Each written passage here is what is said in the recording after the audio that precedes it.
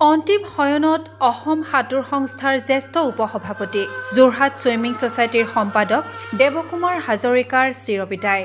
ৰাজ্যৰ ক্ৰীড়া ক্ষেত্ৰত শোকৰ ছাঁ। অসম সাঁতোৰ সংস্থাৰ শ্ৰদ্ধাঞ্জলি জ্ঞাপন। কাহানিও উভতি নহাৰ বাটেৰে অচিন দেশলৈ গুচি গ'ল অসম সাঁতোৰ সংস্থাৰ জ্যেষ্ঠ উপসভাপতি তথা যোৰহাট ছুইমিং ছ'চাইটিৰ সম্পাদক দেৱকুমাৰ হাজৰিকা।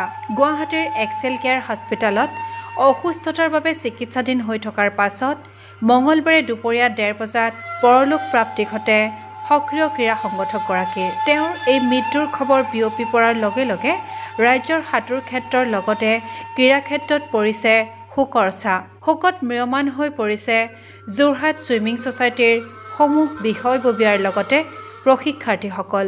যোৰহাট ছুইমিং ছ'চাইটিৰ প্ৰশিক্ষাৰ্থীৰ বাবে অতি প্ৰিয় ব্যক্তি আছিল প্ৰয়াত দেৱকুমাৰ হাজৰিকা। ছুইমিং পুলতেই দিনটোৰ অধিকাংশ সময় দিছিল সুদক্ষ ক্ৰীড়া প্ৰশাসক তথা ক্ৰীড়া সংগঠকগৰাকীয়ে। যোৰহাট ছুইমিং ছ'চাইটিৰ সম্পাদকৰ দৰে গুৰু দায়িত্ব সুচাৰুৰূপে পালন কৰা দেৱ হাজৰিকাৰ বিয়োগত অতিশয় মৰ্মাহত হৈ পৰিছে ছ'চাইটিৰ প্ৰশিক্ষাৰ্থী তথা বিষয়ববীয়াসকল। জীৱনকালত ৰাজ্যৰ সাঁতোৰ ক্ষেত্ৰলৈ আগবঢ়োৱা অনবদ্য অৱদানৰ বাবে সংগঠকগৰাকীৰ মৃত্যুত গভীৰ শোক প্ৰকাশ কৰিছে যোৰহাট ছুইমিং ছ'চাইটিয়ে।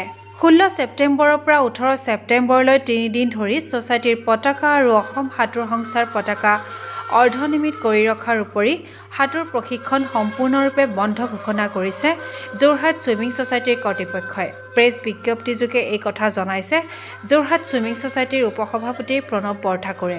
ইফালে গুৱাহাটীৰ এক্সেল কেয়াৰ হস্পিটেলত মঙলবাৰে উপস্থিত হৈ শ্ৰদ্ধাঞ্জলি জ্ঞাপন কৰে অসম সাঁতোৰ সংস্থাৰ বিষয়ববীয়াই। অসম সাঁতোৰ সংস্থাৰ জ্যেষ্ঠ উপসভাপতি দেৱকুমাৰ হাজৰিকাক অন্তিম বিদায় জনালে অসম সাঁতোৰ সংস্থাৰ সম্পাদক ভাস্কৰ ৰঞ্জন দাসৰ লগতে কেইবাগৰাকীও বিষয়ববীয়াই। জ্যেষ্ঠ ক্ৰীড়া সংগঠকগৰাকীক অন্তিম বিদায় জনাই দুখত ভাগি পৰিল অসম সাঁতোৰ সংস্থাৰ বিষয়ববীয়া। উল্লেখ্য যে 1974 চনত যোৰহাট চৰকাৰী বহুমুখী বালক বিদ্যালয়ৰ পৰা সুব্ৰত কাপ খেলিছিল এইগৰাকী খেলুৱৈয়ে। তদুপৰি অসম চৰকাৰৰ ক্ৰীড়া সঞ্চালকালয়ৰ অৱসৰপ্ৰাপ্ত শাৰীৰিক নিৰ্দেশক আছিল প্ৰয়াত দেৱকুমাৰ হাজৰিকা। অসমৰ সাঁতোৰ ক্ষেত্ৰৰ প্ৰগতিৰ বাবে তেওঁ কৰা কঠোৰ পৰিশ্ৰম, সাধনা আৰু অৱদানক সকলোৱে স্মৰণ কৰিব। গগো স্পৰ্টছ এনিৰ পৰিয়ালৰ তৰফৰ পৰাও এইগৰাকী সুদক্ষ ক্ৰীড়া প্ৰশাসকলৈ যাচিলো শ্ৰদ্ধাঞ্জলি। নিউজ ডেস্ক ৰিপৰ্ট, গগো স্পৰ্টছ এনি। ফিজিকেল এডুকেশ্যন বিষয়ত ডিগ্ৰী পাঠ্যক্ৰমৰ কাৰণে অসম তথা উত্তৰ পূৰ্বাঞ্চলৰ প্ৰথমখন শিক্ষানুষ্ঠান অভিৰুচি ইনষ্টিটিউট অৱ ফিজিকেল এডুকেশ্যন। 2 বছৰীয়া ফিজিকেল এডুকেশ্যনৰ BPEd পাঠ্যক্ৰম আৰু 4 বছৰীয়া BPES পাঠ্যক্ৰমৰ বাবে নামভৰ্তি চলি আছে।